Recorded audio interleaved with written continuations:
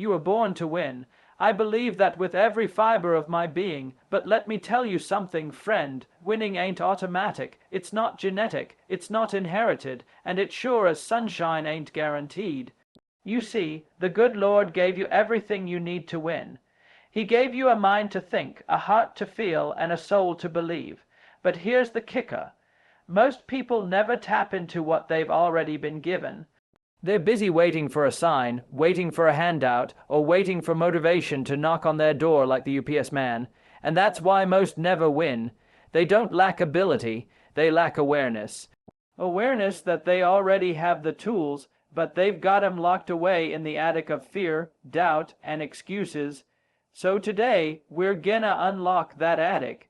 We're gonna dust off the potential, fire up that belief, and get to work on becoming the winner you were born to be. You can't win in life until you believe you were meant to.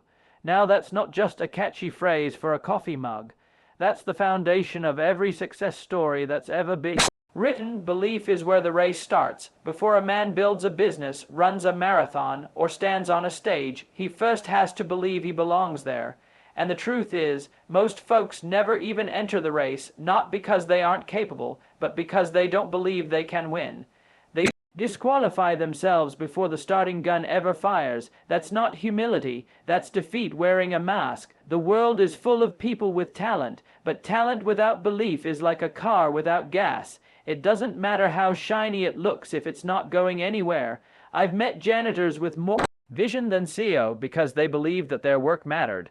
I've seen single moms raise champions, not because they had all the resources, but because they had all the resolve, and resolve is just belief in action.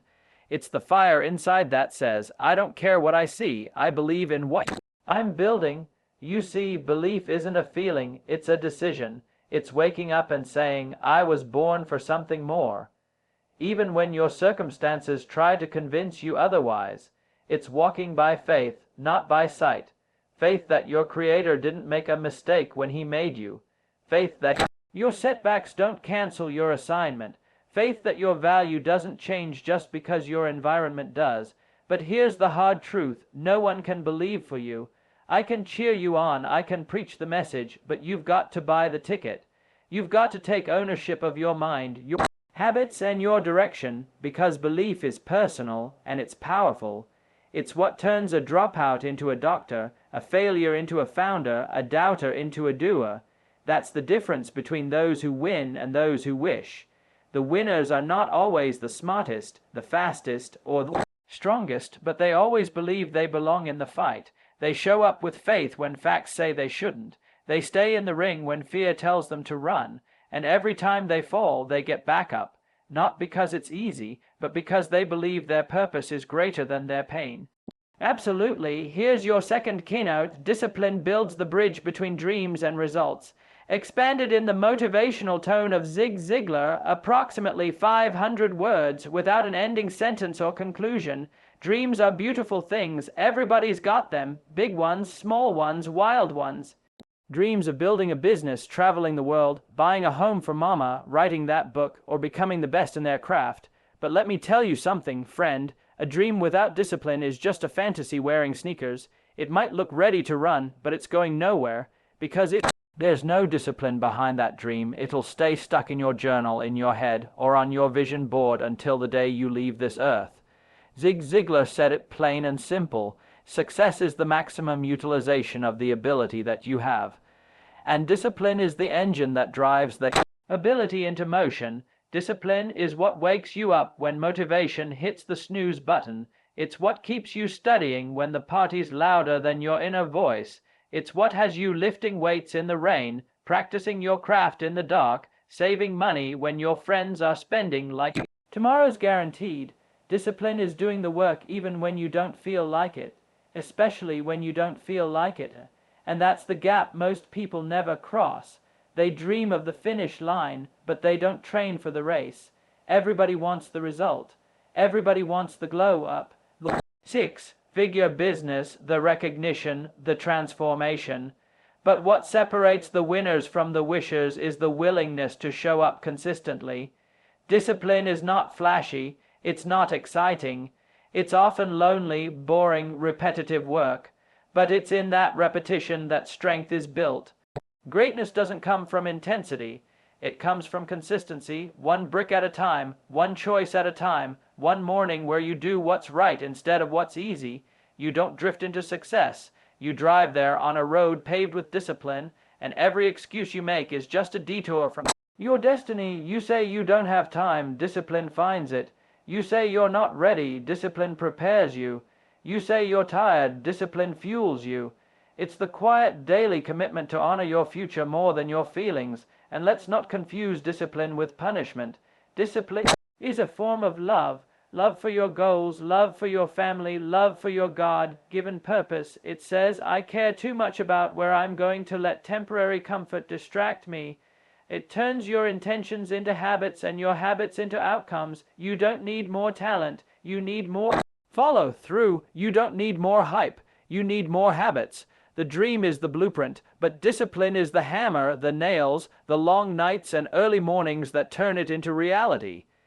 Discipline doesn't care about how you feel today. It's focused on where you're going tomorrow. It doesn't negotiate with your excuses, and it doesn't wait for the stars to align. It shows up when you don't want to, builds when no one's watching, and keeps walking when most folks sit down. Now, friend, we've talked about belief, and we've talked about discipline.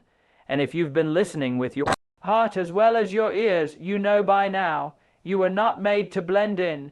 You were made to stand out. You were not born to coast through life. You were born to win. But listen closely. Winning isn't something that just happens. It's something you build, and it's built with belief in your heart, discipline in your hands. You see, every single person walking this earth has a choice. They can live by default, or they can live by design. Most choose default. It's easy, it's safe, it requires no risk, no pain, no effort, but it also offers no reward, no legacy, no impact. Winners, they choose design. They choose to show up early, stay late, speak life, and refuse to quit when it gets hard, because they understand something most never do. Dreams don't work unless you do. Let me ask you something right now. What are you believing about yourself?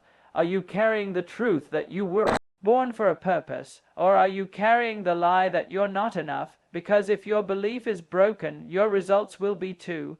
But if you shift your belief, if you plant it deep in the soil of discipline, then you become unstoppable, not because life gets easier, but because you get stronger. People who win in life are not the ones who had the best start. They're the ones who refuse to stop.